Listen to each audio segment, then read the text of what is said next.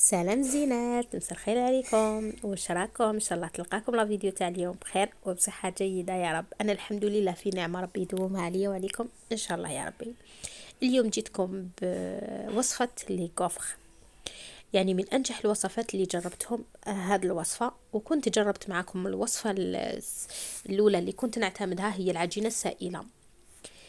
صراحة هذيك ثاني تبنينة تجيكم كيف كيف، مقرمشة على برا وطرية على الداخل. لكن في الخدمة تاعنا صراحة عجبتني هذه تاع هذه المرة، وراح تجيكم كيف كيف مقرمشة من على برا، وشوفوا كيفاش تجيكم طرية وخفيفة من داخل، تجيكم كومسي راكو تاكلوا الكاطو. تبعوا الفيديو الاخير باش هكذا تعرفوا المقادير وطريقة التحضير. واللي عندها هذه الآلة تاع لي كوفخ غير تجربيها وعلى ضمانتي ان شاء الله وتنجح لك الوصفة.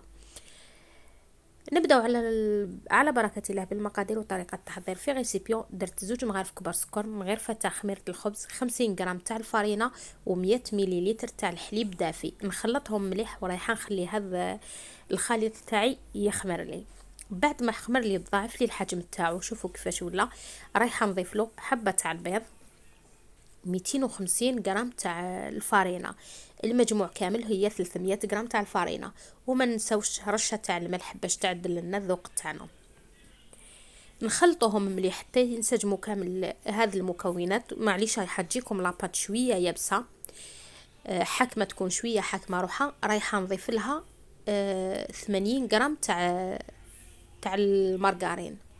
شوفوا هنا العجينه كيفاش جاتني، راح ندخل لها 80 غرام تاع المارغرين، ندخلها مليح ورايحه نتحصلوا على عجينه ليس، عجينه طريه. شوفوا كيفاش تكون تتلاصق شويه في اليد، خدموها مليح حتى تولي لكم هكذا.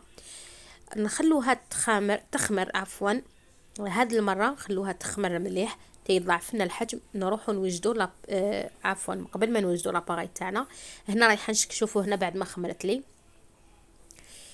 راح تولي لكم ليس العجينه تاعها. هذه نشكلها كويرات صغار الحجم كيما حبيتوا. انا حبيت نديرهم صغار، نحطهم في اسيات ولا تكون رشيتو بشويه تاع الفارينه. ورايحه نجوز نوجد لاباغاي ديالي اللي كنت درتها تسخن مليح، لازم تسخن مليح. ندهنها بشويه تاع الزبده، ورايحه ندير العجينه ديالي اللي كنت شكلتها كويرات لداخل ونغلق عليها. يعني صراحه ما داتليش من 5 دقائق وجدت لي هكا. نحط هذيك الكورية اللي كنت كورت، هذيك العجينه اللي كنت كورتها نبسطها شويه برك لداخل لاباغاي ونغلق عليها اقل من 5 دقائق، ولي كوفخ ديالكم يكونوا واجدين.